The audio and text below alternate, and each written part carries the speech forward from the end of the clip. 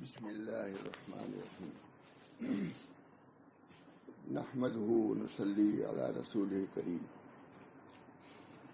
وعلی آلہ واصحابہ اجمعین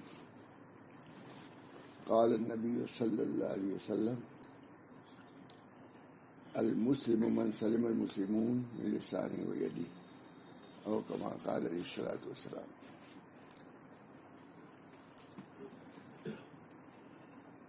یہ حضرت مولانا شاہ رسول اللہ صاحب نہیں بلکہ حضرت مولانا ثانی کی ملفوظات اس میں کچھ جمع ہے۔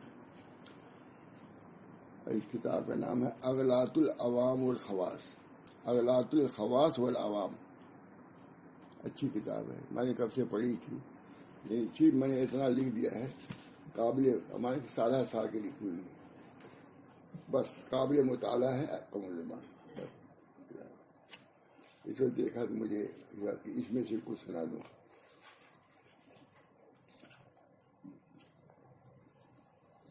اس کی سرخی یہ قائم کیا ہے، معاصی جن میں عوام و خواص سبھی مبتلا ہیں الا من شاء اللہ تعالی۔ ایسے معاصی اور خطائیں اس میں مذکور ہیں جس میں سبھی لوگ۔ پہلی چیز دل آزاری ہے۔ مسلمان کی دل آزاری اور ایذا رسانی حرام ہے۔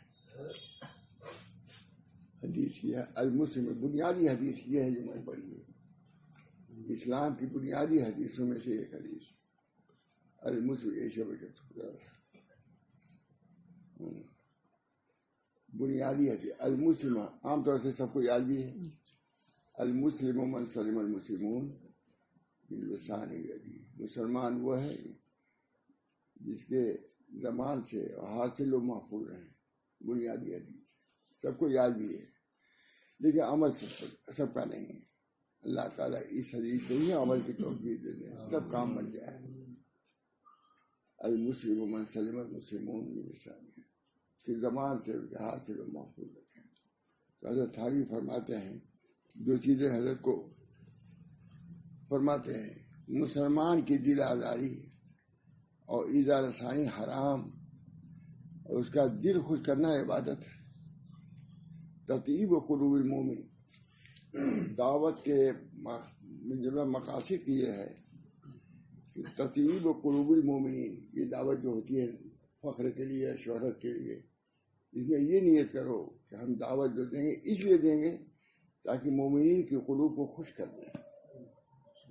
امام غزالی لکھا ہے دعوت کے آداب، تو میں نے وہاں لکھ دیا ہے دعوت طعام کے آداب ہے۔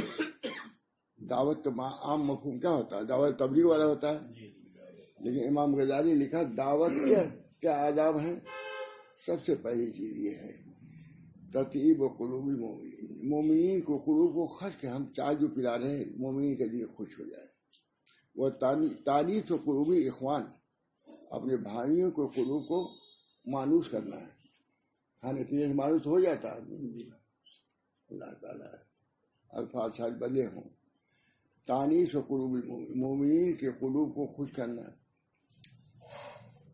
اور اپنے بھائیوں کے قلوب کو مانوس کرنا اپنے سے۔ اور دوسری چیز یہ ہے وہ تسنن بسنت النبی صلی اللہ علیہ وسلم فی اطعام الطعام، کھانا کھلانے میں حضور کی سنت کا ہم اتباع کریں، اسے کھلا رہے ہیں۔ امام غزالی سناتے تھے، بہت سناتے تھے، کون سناتا ہے مجھے؟ دعوت کی مذمت تو کرتے ہیں لیکن یہ سناؤ۔ امام غزالی حجت الاسلام مجتہد سمجھے گئے ہیں، بہت بڑے لوگ۔ تانیث قلوب، مومنین کے قلوب کو خوش کرنا یہ فرائض میں سے ہے۔ تم نے سلام کیا، جواب دیا، مصافحہ کہہ دیا، گناہ ایسے جھڑتے ہیں مصافحہ کرنے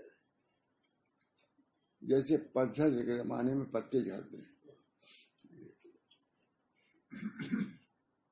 وہ تسنن بسنت النبی صلی اللہ علیہ وسلم، حضور کی سنت یہ تھی کہ کسی کو ایذا نہیں دیتے۔ ایک جگہ تھی مدینے کے قریب کوئی، وہاں حملہ نہیں کر رہے تھے، وہاں جہاد کسی نے کہا کیا بات ہے، ہر طرف حضور صلی اللہ علیہ وسلم کے لشکر جا رہے ہیں، یہاں کیوں نہیں آتے؟ کسی بوڑھے آدمی نے کہا کہ اصل میں ایک مرتبہ انہوں نے یہاں پانی پیا ہے، اس کی رعایت میں یہاں نہیں آتے۔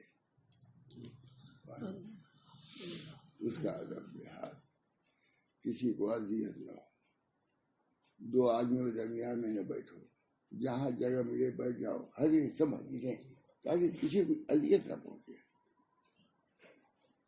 بحث آجا کے آزار نباشد، بحث آجا کے آزار نباشد، کسیرا با کسے کار نباشد۔ بحث وہ ہے جہاں کوئی بدگمانی، کوئی اذیت، کوئی تکلیف کی چیز نہ ہو، یہ ہے بحث۔ گھر میں اگر یہ چیز ہے تو گھر بحث ہے، اور گھر میں اگر اختلافات، مناقشات ہیں، وہ روزہ ختم ہو جائے۔ المسلم منصور، حضور اکبر صلی اللہ علیہ وسلم، دو آدمی، تین آدمی اگر ہوں تو دو آدمی الگ ہو کر کے کوئی مشورہ نہ کرو، کوئی بات نہ کرو، تیسرے کو اذیت ہوگی، ہے نا؟ کتنی زبردست حدیث ہے کہ تین آدمی اگر ہوں تو دو آدمی مل کے آدمی کہیں بھائی میری مطلب کوئی بات تو نہیں کرنی، ارے نہ ہو تب بھی اس کے ذہن میں آئے گا کہ کون سی بات ہے جو مجھ سے چھپانے کی ہے۔ اس سے بھی حضور صلی اللہ علیہ وسلم نے روکا ہے، اس کو اذیت ہوگی۔ نبی صلی اللہ علیہ وسلم نے اپنے طرز عمل سے ثابت کیا کہ میں کسی کو اذیت نہیں پہنچانا چاہتا۔ المسلم من سلم، بنیادی حدیث ہے۔ کیا فرماتے ہیں مسلمان، حضرت تھانی کر لکھ رہے ہیں، مسلمان کی دل آزاری اور ایذا رسانی حرام ہے، اور اس کا دل خوش کرنا عبادت ہے۔ حضرت والا کا ارشاد ہے، ایذا رسانی سے بچنے کے لیے عدم قصد ایذا کافی نہیں، بلکہ قصد عدم ایذا ضروری ہے۔ یہ کہ پہنچ گئی نہیں تو کوئی کہتا ہے حضرت ہم نے قصد نہیں کیا، کوئی بات ہو جاتی ہے کہ حضرت ہم نے قصد نہیں کیا۔ کہا کہ تم نے قصد نہیں کیا، نہ کرنے کا تم نے قصد کیوں نہیں کیا؟ ادھر نہ پہنچانے کا قصد، سمجھ نا؟ فوراً آدمی کہتا ہمیں قصد نہیں کیا، تو فرماتے تھے وہ حکیم الامت تھے، کہاں کوئی چھوٹ جا سکتا۔ کہا کہ تم نے ایذا نہ پہنچانے کا ارادہ کیوں نہیں کیا؟ اگر ایذا پہنچانے نہ کرتے نہ ایذا ہوتی، ایذا پہنچانے کے لیے کام کرنا ہے، اور ایک اعلیٰ درجہ یہ ہے کہ کسی کو ہم سے ایذا نہ پہنچے، یہ اعلیٰ مقام ہے۔ چنانچہ اسی بنا پر ربنا لا تؤاخذنا ان نسینا واخطانا، جب نسیان اور خطا معاف ہے، پھر اللہ تعالیٰ نے کیوں کہا کہ مؤاخذے کی دعا کیوں سکھائی؟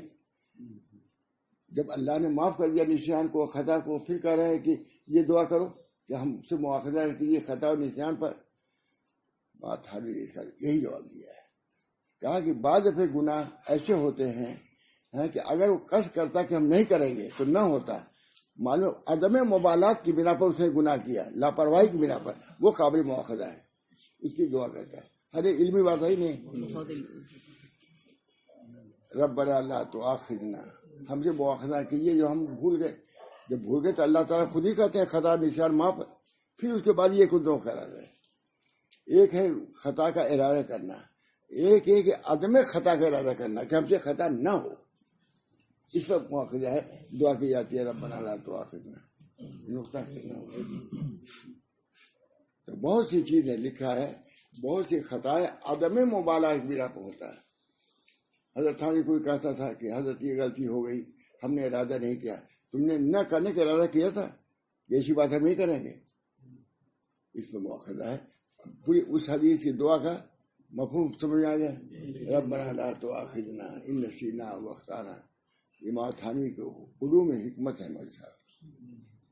ربنا لا تؤاخذنا، اے اللہ ہم سے مؤاخذہ کی اس پر جو ہم بھول گئے، پھر بھولنے پر مؤاخذہ کیسا ہے نا؟ جب اللہ نے خود معاف کر دیا خطا اور نسیان کو، اس لیے کہ بہت سا بھولنا عدم مبالغہ، لاپرواہی کی بنا پر ہوتا ہے، اس بنا پر اس پر مؤاخذہ ہو سکتا ہے، لاپرواہی کی پر مؤاخذہ ہو سکتا ہے۔ چلو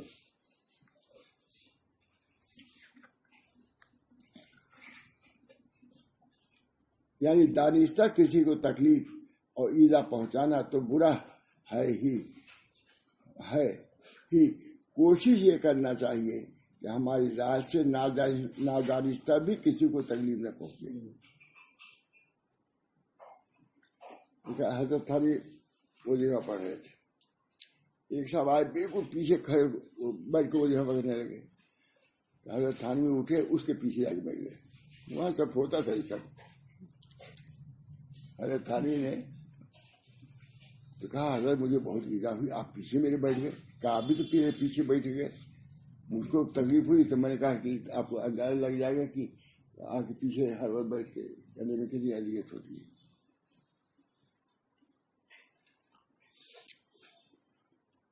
بلکہ قصد عدم ایزا, ایک ایزا کا قصد ہے اور عدم ایزا کا قصد ہونا چاہیے کہ ہم سے کسی کو تکلیف نہ پہنچے. یعنی دانستہ کسی کو تکلیف اور ایزا پہنچانا تو برا ہے ہی. کوشش یہ کرنا چاہیے کہ ہماری ذات سے نادانستہ طور پر بھی کسی کو تکلیف نہ پہنچے. اہل اللہ تو اغیار و اجانب اہل اللہ تو اغیار و اجانب کی دل شکنی بھی روا نہیں رکھتے. جو اغیار ہیں ان کی بھی دل شکنی نہیں کرو. تمہارے دشمن صحیح, لیکن تمہارے ہاتھ اور زبان سے اس کو بھی ایذا نہیں پہنچنا چاہیے. اہل اللہ تو اغیار و اجانب کی دل شکنی بھی روا نہیں رکھتے. اور ہمارا یہ عالم ہے کہ احباب و اقارب بھی ہمارے دل آزاری سے محفوظ نہیں ہے. اور یہ شعر بہت پڑھتا ہوں ایسا شری دم کے, یہ بلوچستان میں ملے گا, بلوچستان میں شعر ملے گا جس کو لوگ چھوڑ چکے ہیں فارسی.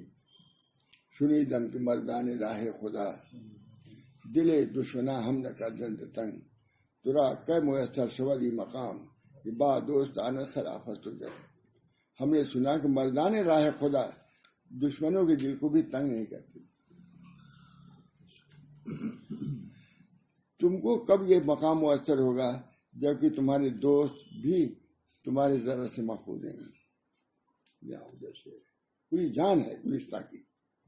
میں کہتا ہوں اس کو, پڑھتا بھی ہوں اس کو, جو چاہے جس کو جو چاہے کہہ دے. احتیاط.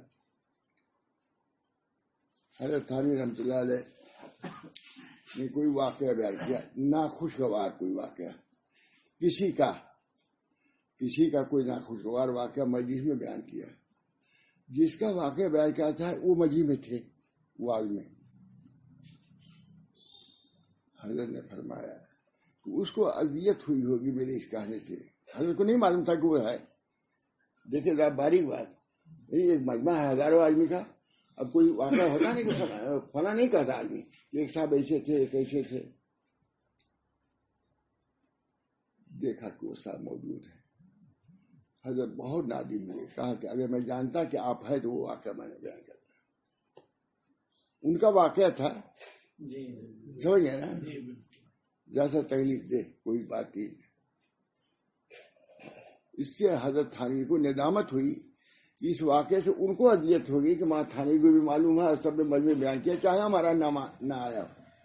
نام میری عادت ہے, یہ بہت خاص بات بولتا ہے. اللہ کے ساتھ نہ بیان کرو.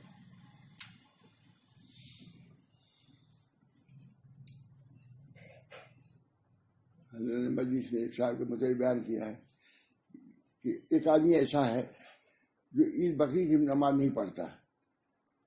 عام بات, ماشاء اللہ واقعہ ہے, تھوڑا سا فرق نہیں. جن کے متعلق کہا تھا یہ عام بات کہی تھی. بالو ایسے ہیں جو جمعہ عید کی نماز وہ موجود تھے. جب معلوم ہوا حضرت وائے مساف کے آپ تھے یہاں, معاف کیجیے, میں عام بات عام نام نہیں لیا تھا, لیکن ان کو اذیت ہوئی کہ ہمارا واقعہ اس طرح حضرت نے بیان کیا ہے. دل دشمنا ہم نے کہتے سمجھ گئے آپ اس کا. جو حضرت تھانوی والا یہ حضرت شاہ رسول اللہ کا واقعہ ہے.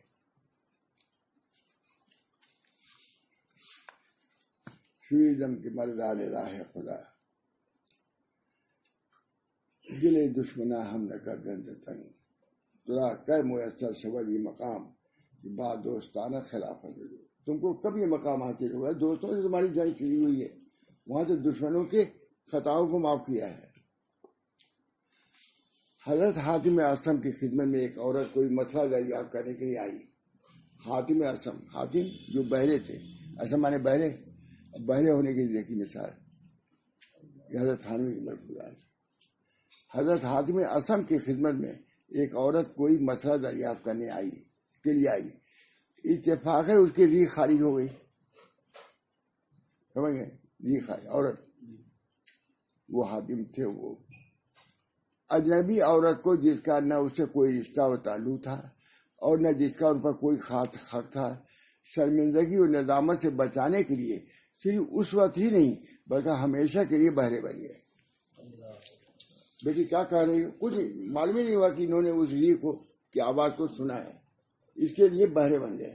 اور صرف اسی مجلس کے لیے نہیں، زندگی بھر کے لیے ان کو ہاتھ میں اعصم کہا جاتا ہے. بہرے بن گئے، زندگی بھر بہرے بنے گئے. کیا بھائی کیا کہہ رہی؟ کیا کہی بھائی؟ میں کم سنتا ہوں. بھائی بتاؤ کیا؟ اب اس کو اطمینان ہو گیا کہ ہماری ریح کا خالی ہونا ان کو سنائی نہیں پڑا. سمجھ گئے نا؟ حاتم اعصم دل دشمنا ہم نے. عورت کی شرمندگی، ظاہر بات ہے شرمندگی ہوتی ہے کہ نہیں. اس کو ایسی صورت کیا گیا کہ بھائی تم کیسے آئی؟ بھائی زور سے کہو، میں بہرا ہوں. تاکہ اس کو یقین ہو گیا کہ ہم کو جو ریح خارج ہوئی ہے انہوں نے سنا نہیں ہے اور زندگی بھر اس نے نبھا دیا ہے. یہ حضرت قانون اتنا جو رعایت کرتا ہے اس کو گالی دیتے ہیں کہ نہیں لوگ؟ اولیاء اللہ. اجنبی عورت کو جس کا نہ اس سے کوئی رشتہ و تعلق تھا نہ جس کا اس پر کوئی خاص حق تھا، شرمندگی اور ندامت سے بچانے کے لیے صرف اس وقت ہی نہیں بلکہ ہمیشہ کے لیے بہرے بن گئے. حاتم اعصم کے نام سے مشہور ہو گئے. وہ حاتم جو کہ بہرے ہیں.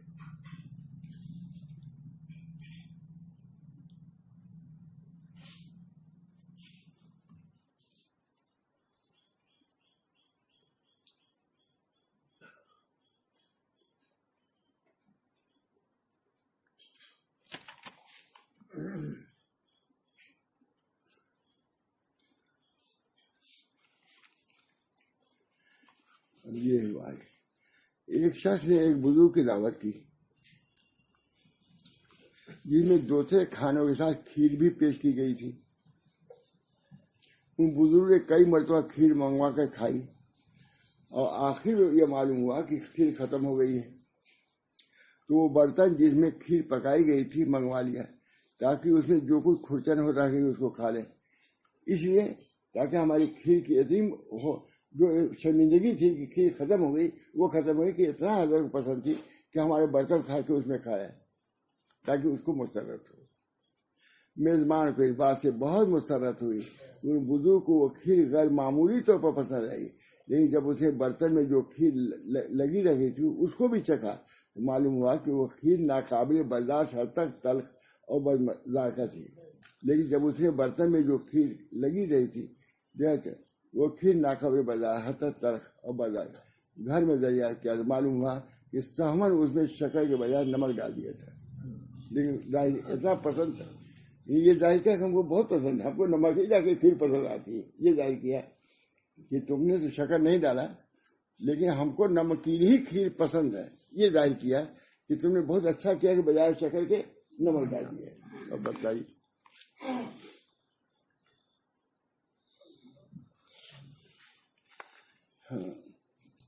ان بزرگ نے اپنے میزبان اور اس کی اہلیہ کو ندامت اور شرمندگی سے بچانے کے لیے اس قدر اہتمام فرمایا اور مسلسل تکلیف برداشت کرتے رہے. بھائی تمہارا کھیر بہت زیادہ لے آؤ. ہر مجھے کا قول ہے کفر کے بعد سب سے بڑا گناہ دل کو دکھانا ہے. ہر مجدد الفسانی کہہ رہے ہیں.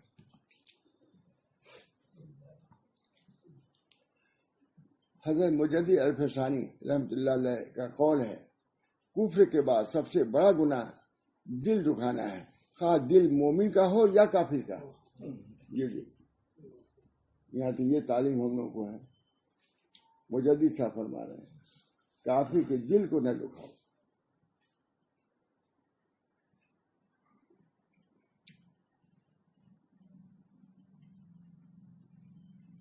حضرت مجدد صاحب فرمائے کفر کے بعد سب سے بڑا گناہ دل دکھانا ہے، خواہ دل مومن کا ہو یا کافر کا.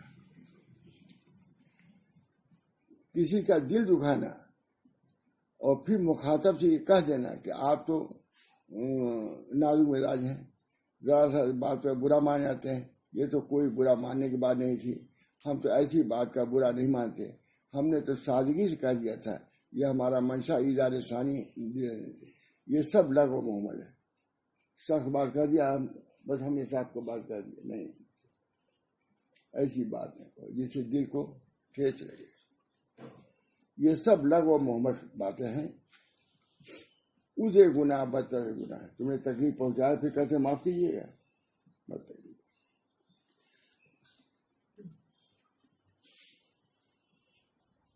دوسری بات، قرآن مجید میں غیبت کو مردہ مسلمان بھائی کا گوشت کھانے سے تعبیر کیا ہے، ایحب احدکم ان یاکل اللحم اخیہ میتا فکرہتموہ، کیا تم میں سے کوئی اس بات کو پسند کرتا ہے کہ اپنے مردہ بھائی کا گوشت کھائے، اس کو تم ناگوار سمجھتے ہو۔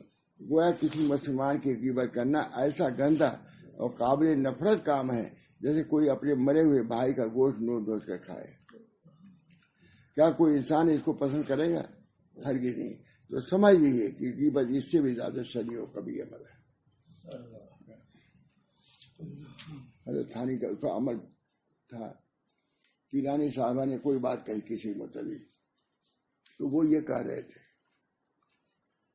اتفاق سے جن کے متعلق پیرانی صاحبہ نے کہا تھا حضرت تھانوی سے وہ موجود تھے، کہا فلانے آؤ یہ کہہ رہے کہ تمہیں یہ بات کہی ہے، اب پیرانی صاحبہ خبر کہ آپ نے ہم کو ذلیل کر دیا، کہا ذلیل کیا کیا، غیبت کے گناہ سے ہم لوگ بچ گئے، اس سے معاملہ صاف ہو گیا۔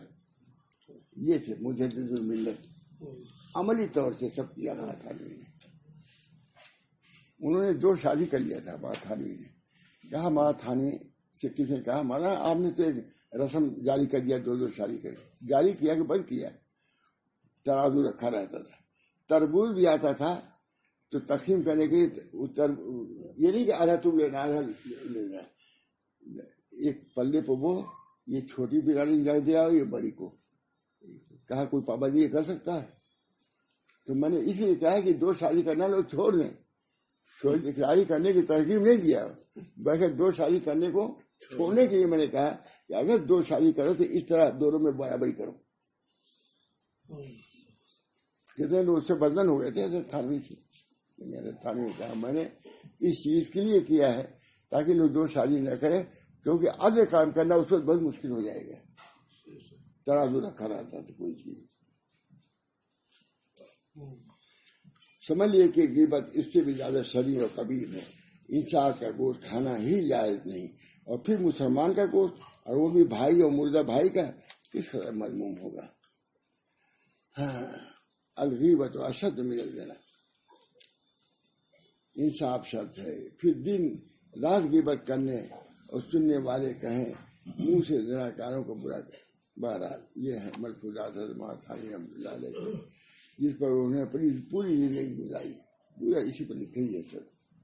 اللہ تعالی ہم سب لوگوں کو جو تھانوی کہلاتے ہیں کم سے کم ان کے اخلاق کو، ان کے معاملات کو پیش نظر رکھنا چاہیے۔ معاملات کوئی بات یہ بیوی بچوں سے بھی کوئی ایسی بات نہیں کرتے تھے جو ناجائز کے کر دیے، جو وعدہ ہے ان سے بھی پورا کرنا، جو قرض دیا ہے ان کو ادا کرنا۔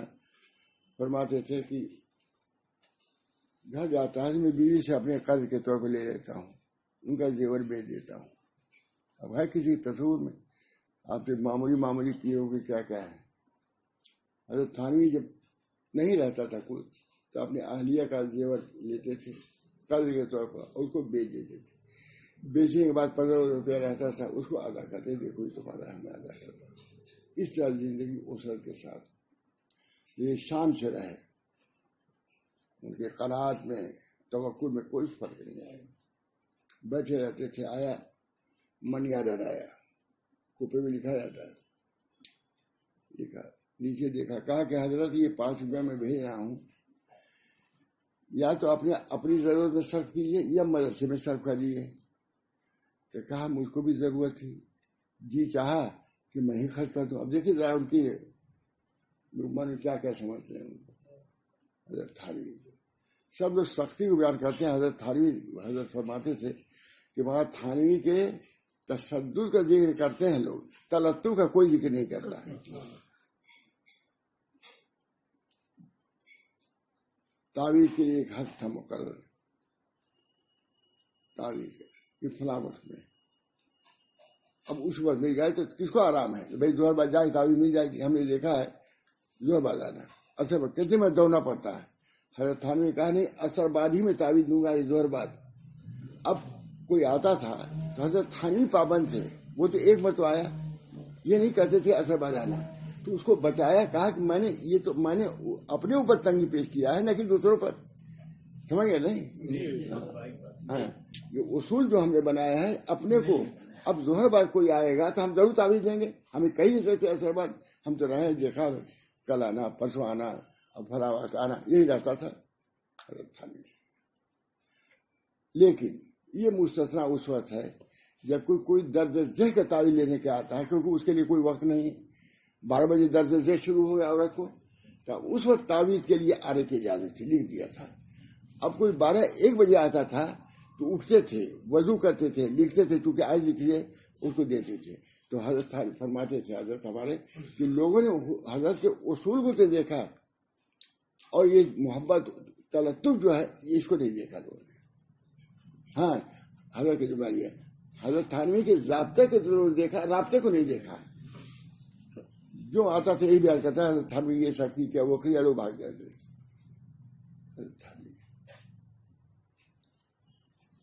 اللہ تعالیٰ ہم سب لوگوں کو ان بزرگوں کی تجدیدی کارناموں کو پیش نظر رکھنے اور اس پر عمل کرنے کی توفیق فرمائے. آتا تھا من یاد بات رہ گئی، اس میں لکھا تھا حضرت یا تو یہ 5 روپیہ ہے 10 روپیہ جو بھی ہو، یا تو اپنی ضرورت میں خرچ کیجیے یا مدرسے پہ خرچ کر دیجیے. فرماتا جی چاہا ہے کہ مدرسے کو دے دوں، خیر میں تم بھی تو محتاج ہے. اب یار دیکھیے بات کوئی معلوم مانا کہ اتنا محتاج تھے تعلیم. سمجھتے تھے معمولی پیو گے کیسے کیسے مکانات یہ سب ہیں. فرمایا جی میں آیا کہ میں مدرسے کو دے دوں. پھر خیال ہوا کہ مجھ کو بھی ضرورت ہے. پھر ضرورت اپنے لینا چاہا، کہا مدرسے کو بھی ضرورت ہے. اب کیا لکھتے ہیں، تمہارا ہدیہ مجھ میں تشویش ہوا، اس کو واپس. تمہارا ہدیہ مجھ میں تشویش ہوا، واپس کر دیا.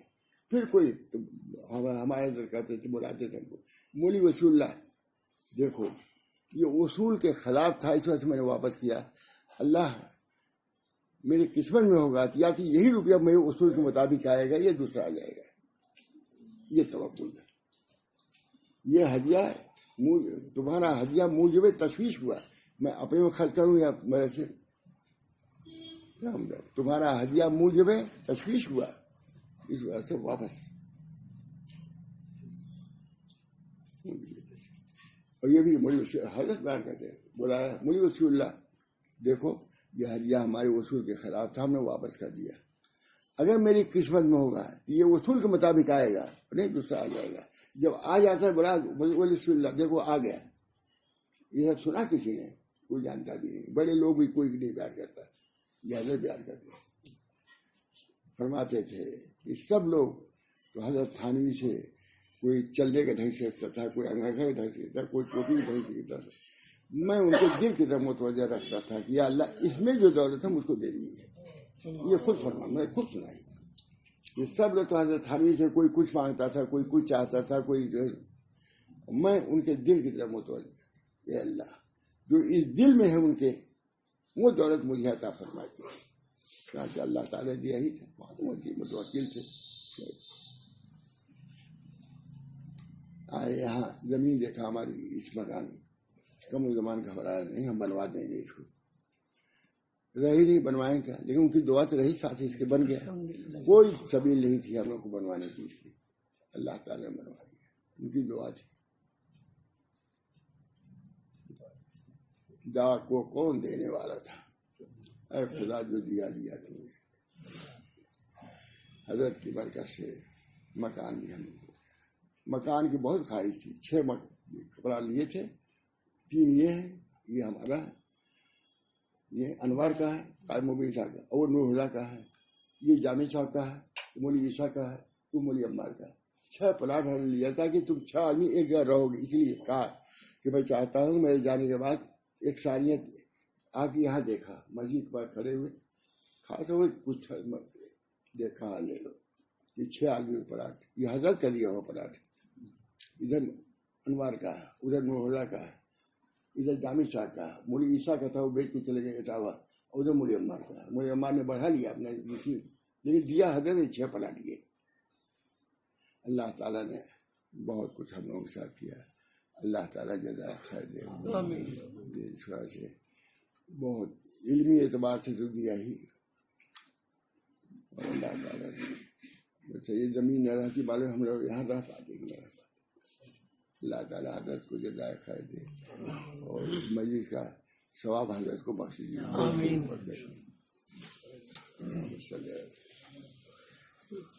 اللہم صلی علی سیدنا اللہم صلی علی سیدنا اللہم صلی علی سیدنا۔ اللہ تعالیٰ اپنے فضل و کرم سے حضرت مولانا شاہ رسول اللہ صاحب ماتحانی وغیرہ کی جو تعلیمات ہیں، جو معاملات ہیں، یا اللہ ان پر ہم سب لوگ کو گامزن فرما اور اس کے مطابق زندگی گزارنے کی توفیق بنا فرما، اور جو نعمتیں دینی اور دنیاوی عطا فرمائی اللہ ان حضرات کو جزائے خیر بنا فرما۔ اس وقت جو لکھا گیا، پڑھا گیا، سنا گیا، اللہ اس اجر و ثواب کو ان حضرات تک پہنچا دے، اور ہماری تعلیمات سے، ہمارے ملفوظات سے اللہ تعالیٰ ان حضرات کو بھی راضی فرما، ہر قسم کے آپ کے عطا فرما، دینی اور دنیاوی مراتب عالیہ سے، درجات رفیع سے ہم سب لوگوں کو مشرف فرما، یہاں حضرات کو اعلیٰ سے اعلیٰ مقام عطا فرما۔ ربنا تقبل منا انک انت السمیع العلیم برحمتک یا ارحم الراحمین۔